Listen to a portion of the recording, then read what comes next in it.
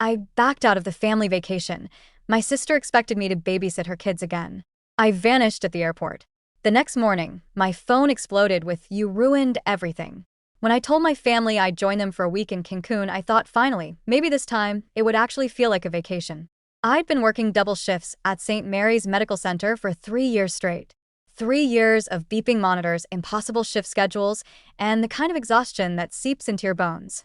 A week away from it all sounded like paradise.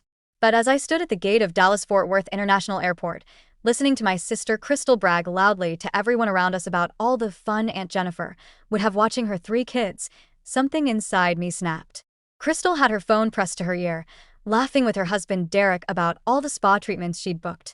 Her kids, Marcus, 7, Sophie, 5, and little Noah, 3, were tugging at my sleeves, asking if we could go to the gift shop. I watched Crystal hand me a diaper bag, without even looking at me. "Keep an eye on them, Jen. We're going to grab some snacks." That was it. That was the moment. 5 minutes later, I changed my flight, walked to another terminal, and disappeared. The next morning, my phone lit up with messages. The first one came from my mom, Carol, all caps and raw anger. "You ruined everything." I just smiled, took a sip of my coffee, and watched the sunrise from a quiet balcony in Charleston, South Carolina, far away from the chaos I'd left behind. But let me back up because you need to understand how I got here. My name is Jennifer Mitchell, and for as long as I can remember, I've been the family helper. The quiet one. The reliable one. The one who always said yes. Growing up in Houston, my older sister Crystal was the golden child. She was loud, confident, and somehow always right even when she wasn't. When she got in trouble, I got blamed for not setting a better example. When she needed money for college, I was told to lend it to her. She's family. When her first car broke down, my parents asked if she could borrow mine. After Crystal graduated from UT Austin and married Derek Henderson, a contractor who made good money but had expensive taste, she transformed motherhood into her entire personality. Our parents worshipped her for it, posting pictures on Facebook, bragging about her kids to their friends at the country club. Meanwhile, I worked long hours as an ICU nurse at one of the busiest hospitals in Texas, lived alone in a modest townhouse, and apparently that made me selfish and too career-focused. Every family event became the same exhausting pattern. Crystal would show up late, dump her kids in my lap without asking, and spend the rest of the evening, relaxing usually by the pool with a margarita in hand. My parents would thank me for helping, but they never once questioned her. Not once. And every time I tried to say no, my mother would sigh heavily and remind me, "You don't understand, Jennifer. She has so much on her plate." Derek's business is demanding. She's managing a household and 3 young children.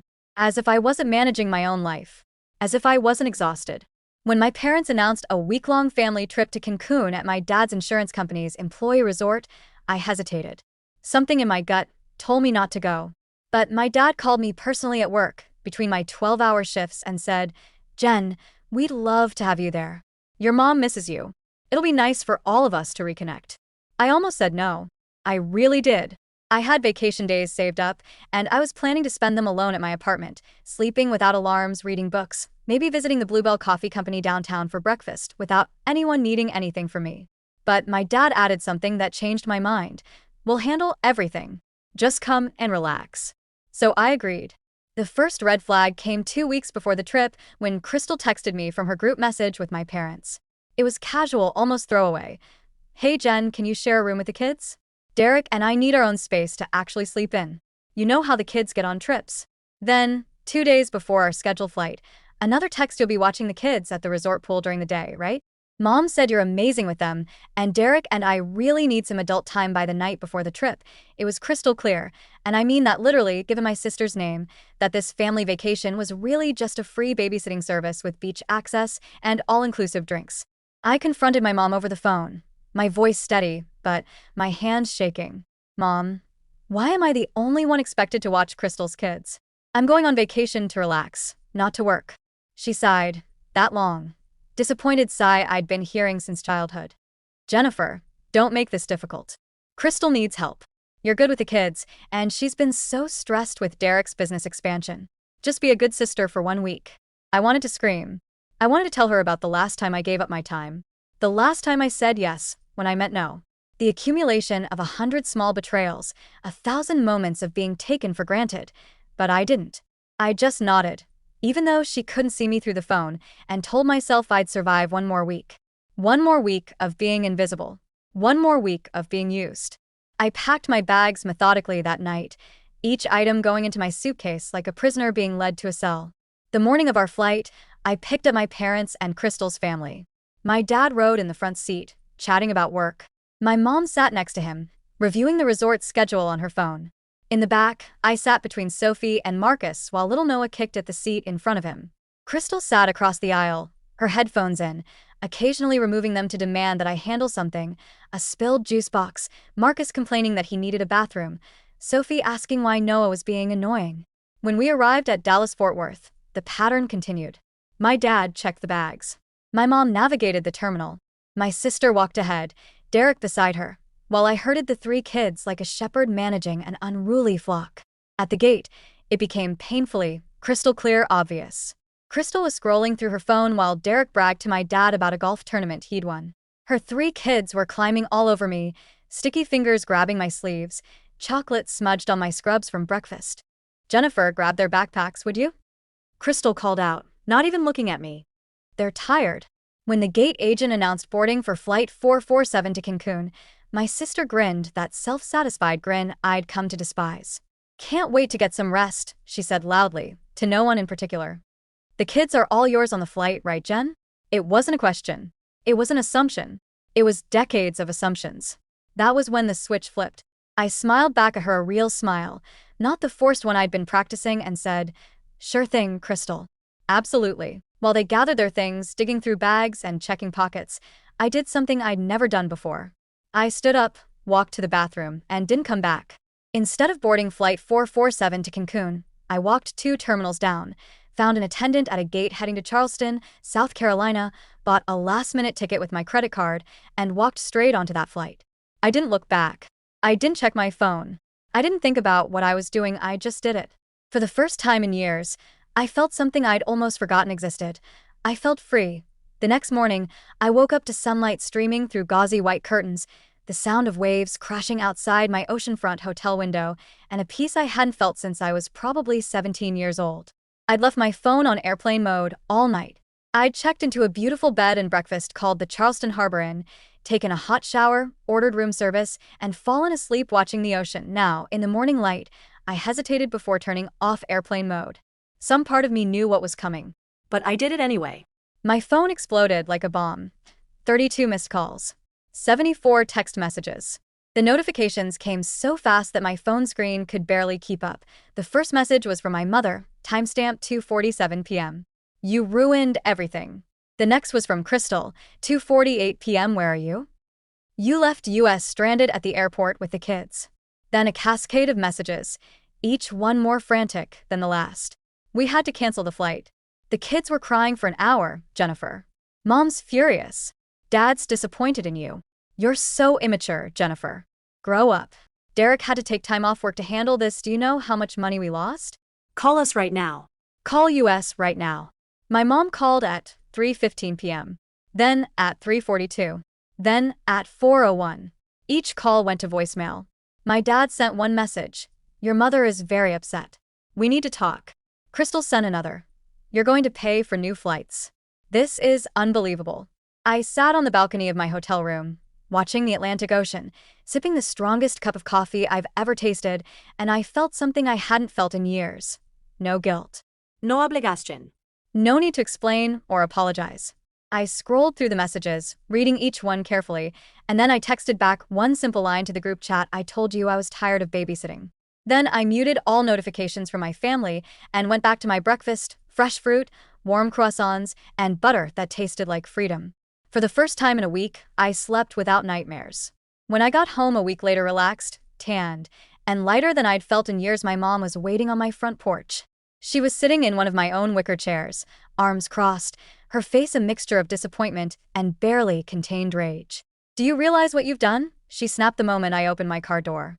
"Do you have any idea what you've put this family through?" I set my suitcase down on the driveway and took a deep breath. This was it.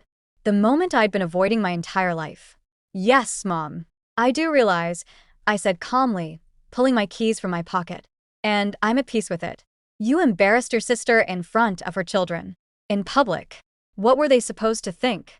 I unlocked my front door and turned to face her. I embarrassed myself? No, ma'am. I just finally said no. She needed you. She needed a nanny, I said quietly. Not a sister. My mom's face went pale. She wasn't used to this version of me, the version that didn't apologize reflexively, that didn't immediately try to make things better, that didn't sacrifice her own well-being for the comfort of others.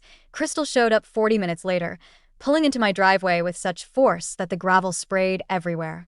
She was red-faced and furious, her perfectly highlighted hair pulled back in a tight ponytail, her designer sunglasses shoved on top of her head.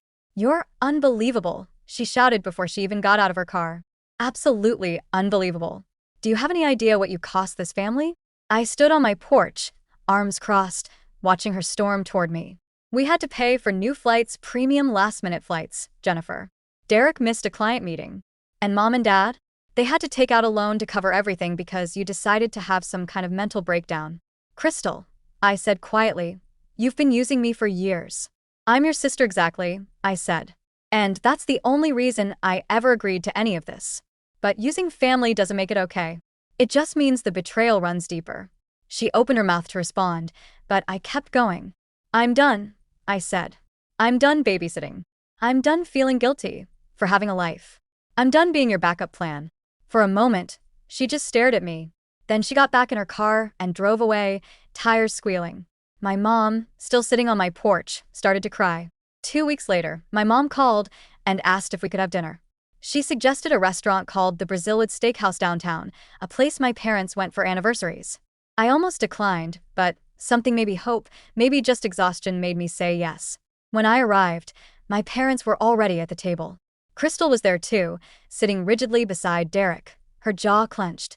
The moment the appetizers arrived, she started. You owe us an apology, Crystal said flatly. You humiliated me. You ruined our vacation. You cost Derek and me thousands of dollars. My mom put her hand on Crystal's arm, but Crystal shook it off. I set down my fork and looked at my sister, really looked at her, for the first time in weeks. You know what's funny? I said. For once, I actually had a vacation. My mom gasped softly. Crystal's mouth fell open. That week in Charleston was the first time in years I felt like myself. I didn't apologize to anyone. I didn't sacrifice anything.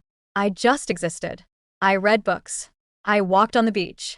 I had coffee without someone demanding something from me in the middle of the cup. I looked at my parents now. I'm not your babysitter anymore. I'm not anyone's backup plan. I'm not your emotional support system or your free help. I'm Jennifer. Your daughter. Your sister.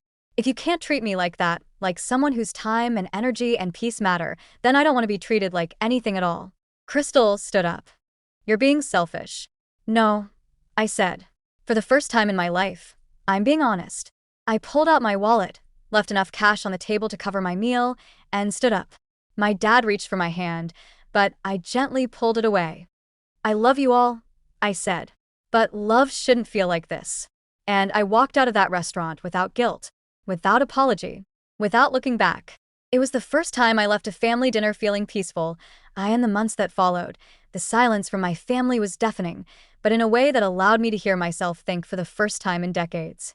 I learned how to fill that space with laughter. Real laughter, not the performative kind I'd been doing for years. I started meeting friends for coffee on my days off. I went back to school, taking online courses in nursing administration. I traveled to the mountains of Colorado, to the wine country of California, to the art district of New Orleans.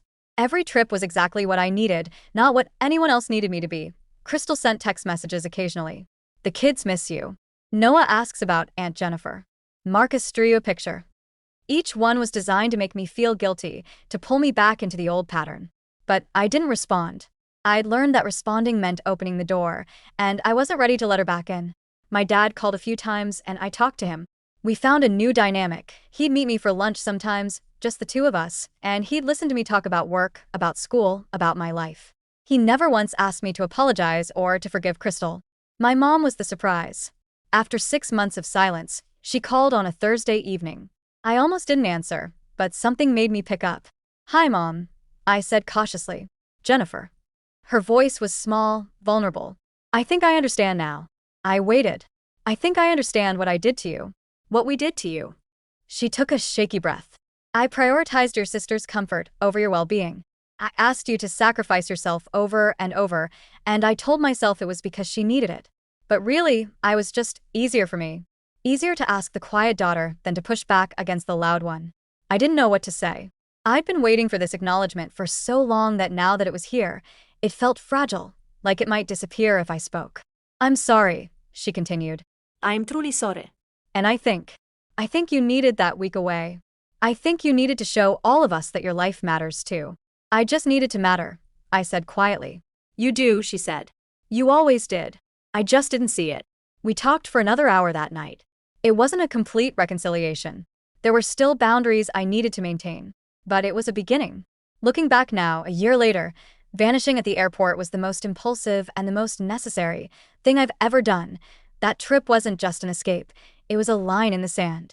A quiet declaration that my life, my time, and my peace mattered just as much as anyone else's. That I deserved to say no without explaining myself. That I could walk away from people I loved and still be a good person. My relationship with my family has changed. It's smaller now, more intentional. I see my parents monthly for dinner, and my dad, and I go hiking sometimes. Crystal, and I still don't really talk, though I've seen the kids a handful of times when they've been well-behaved and respectful. But I'm not their babysitter anymore. That chapter is closed. Sometimes, I think about the moment at the gate when Crystal asked if the kids were all mine on the flight. I think about the version of me that would have said yes. The version of me that would have spent 7 days exhausted and invisible, returning home more tired than when I left. That version is gone. Now, whenever I look at the ocean, whether it's the Atlantic in Charleston or the Gulf in Galveston, I think about that morning, about my phone buzzing with outrage, about the choice I made to prioritize myself. I smile. Because sometimes the only way to save yourself isn't to talk about it, or wait for permission, or hope things will change. Sometimes the only way to save yourself is to finally, unapologetically walk away. And I've never looked back.